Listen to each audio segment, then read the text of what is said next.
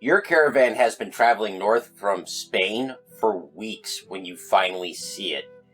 A vast 12-gated city with over 50,000 people on the southern shore of the Baltic Sea. It's a city where Greeks, Slavs, Arabs, and Nordic people live together and trade. It is the wealthiest city in Northern Europe, where even the pigs are said to eat from golden troughs. You smile thinking it's gonna be nothing but easy going from here, but you've actually reached the doomed port city of Vineta. That's right, dear viewer. Today we cover Vineta, a lost city from the Baltics that was said by some to be even wealthier than Constantinople, the capital of the Byzantine Empire. But first, hello! My name is Garvin, and I read things and prattle on about them on the internet for your entertainment.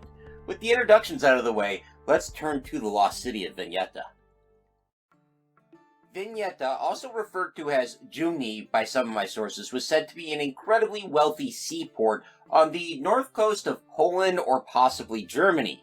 According to the stories, it was a large, imposing city with at least 50,000 permanent residents, protected by walls with 12 gates, as I mentioned earlier, and a harbor that could hold hundreds of ships. One source gave the number as 360 ships with no crowding, and I'll admit, that's a nice port. According to Bishop Adam of Bremen, it was a place of business where Slavs, Greeks, Saxons, Arabs, and people from either further north and further east and south could gather together to live in peace, harmony, and the pursuit of trade, happiness, and as much money as they could stuff behind those 12 gates. That's right, this was a city of proto-capitalists chasing that profit. We also have the account of Ibrahim ibn Yaqub, a Arabic Jewish man, likely from modern-day Spain. I should note, by the way, there is some debate over whether or not he was a practicing Jew or a Muslim of Jewish heritage. Ibrahim was known to have traveled quite widely in the 960s, meeting the Holy Roman Emperor Otto I in Rome, for example, and he also wrote the first reliable description of Poland, then ruled by Nisko I. Ibrahim describes the city as a large coastal city with 12 gates, echoing earlier descriptions as well, and calls it the greatest city in Europe, and mentions it lies to the northwest of what was then Poland. Now, according to Bishop Adam, the people of Vineta were honorable, chaste, kind, and hospitable to strangers. You know, all the things you want rich people to be. And Ibrahim didn't mention anything about the behavior of the people in the city, so I assume if they were especially sinful or wicked, him being a practicing religious person himself probably would have said something.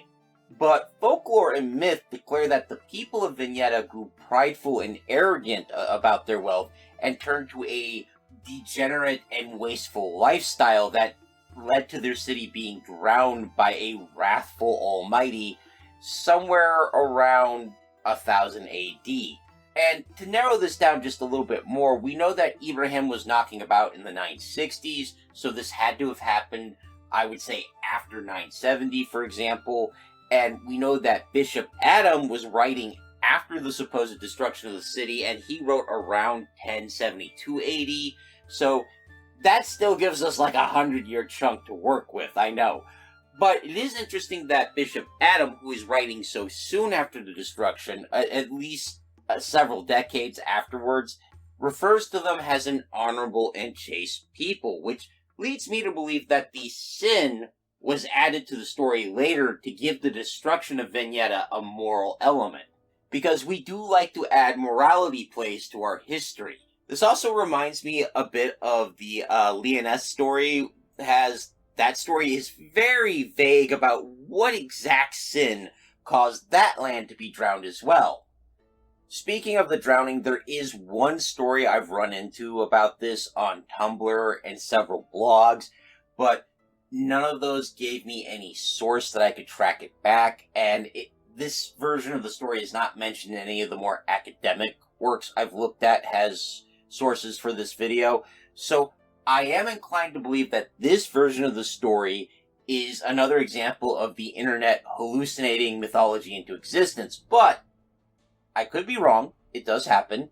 And it was fun to read, so I'm going to include it in the video here for you guys, and if any of you can find a primary source, please feel free to include it in the comments. But the story goes that 3 months, 3 weeks, and 3 days before the destruction of the city, the people were warned when a mermaid appeared in the port and started wailing in a very powerful voice, and she warned, Vineta! Vineta, rich city! Vineta is going to be destroyed because she has done much evil. She cried out this warning 3 times before disappearing back into the sea. Now, the elders and the government of the city warned people to evacuate because if a mermaid shows up in your port screaming about your city being destroyed, there might be something to it. But the vast majority of the natives did not want to abandon their livelihoods and their homes. Plus, if they left, someone else might move in and start making money in their place. And this doomed them all. Now, one thing I could confirm is a folk tradition from the Baltic that the people of Vineta are still alive at the bottom of the sea, and sometimes as you're sailing, you can hear the bells from the city ringing. The people are trapped, reliving their last day over and over, but the city emerges from the sea for 1 day every 100 years.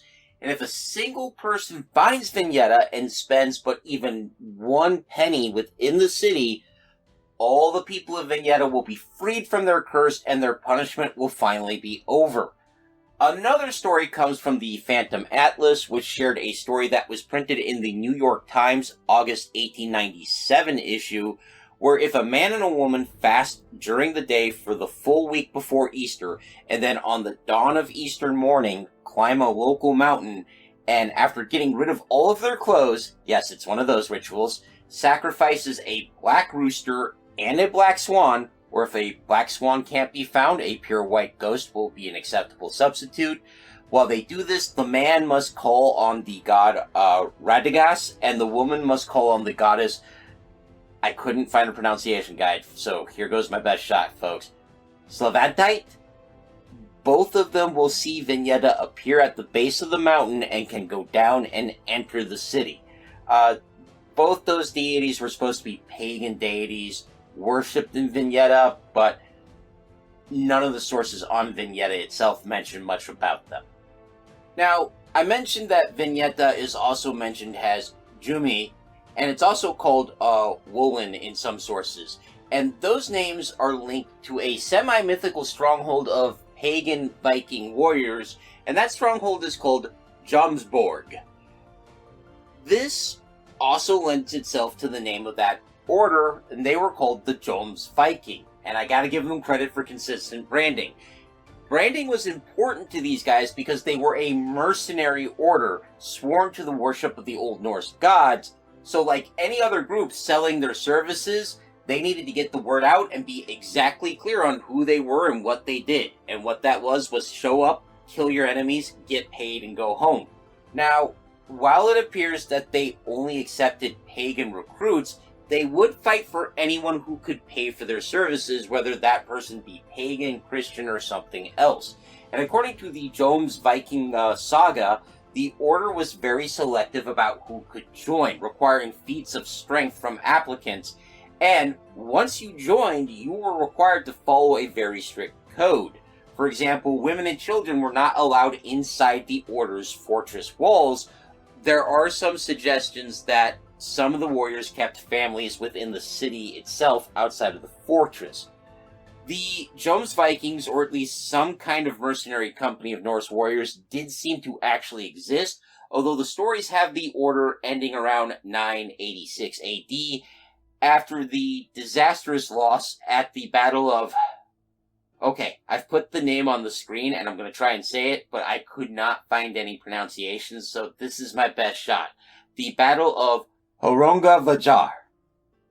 So I'm just going to go ahead and apologize to any Scandinavians who had to sit through that. If you have any resources that would help me improve my pronunciation of names like that, please feel free to share, and my thanks in advance. Getting back to Vineta, though. While we don't have any archaeological evidence that the city ever existed, it remains a powerful presence in the folklore of the region, and has also remained a part of German culture at the very least. German and Austrian writers have produced poems, operas, songs, and there's a novel entitled Vineta that was published in 1877, starting a tradition of German and Austrian novels that either use parts of the story, refer to the island, or otherwise make use of it. The most recent one I could find was published in 2013. There was also a German silent film released in 1923 about Vineta, and it shows up in the anime The Wonderful Adventures of Nils in 1980. For those of you looking, it's in episode 15. It was also used as the title of a German drama in 2006, simply entitled Vineta, although it doesn't have anything to do with the myth as far as I could find. There is a museum about Vineta in the city of Barth, Germany, and it seems that the city itself has made an effort to claim itself as the site of the historical Vineta. I couldn't find any archaeological evidence of that. That said, it does seem to be in the right geographic position, so it is a possibility. Vineta plays on a lot of themes we've seen in other Lost Lands, like the story of Atlantis, and it is referred to as the Atlantis of the Baltic or the Atlantis of the North, giving us another instance of where I just can't get away from Atlantis. I could also compare it to Lyonesse I did earlier because it's a prosperous place that is suddenly wiped out by flooding. And the reason for that is linked to, well, sin, and it's very vague on what that sin exactly was. And the wealth is a lot like Atlantis and like Prester John's Marvelous Empire. The idea of it re-emerging from the sea does kind of remind me of High Brazil as well. So there's a lot of things that remind me of other myths here. And you can see the repeated themes. When you add in the story of the Joms Vikings, the idea of this being a great and wondrous place that is lost due to our own terrible behavior does create a pretty interesting story. And just for my fellow D&D players out there, you could always just use this as a wealthy, prosperous city with a dedicated order of magical warriors being menaced by an evil mermaid. If you can't make at least one adventure about that, I don't know what to tell you.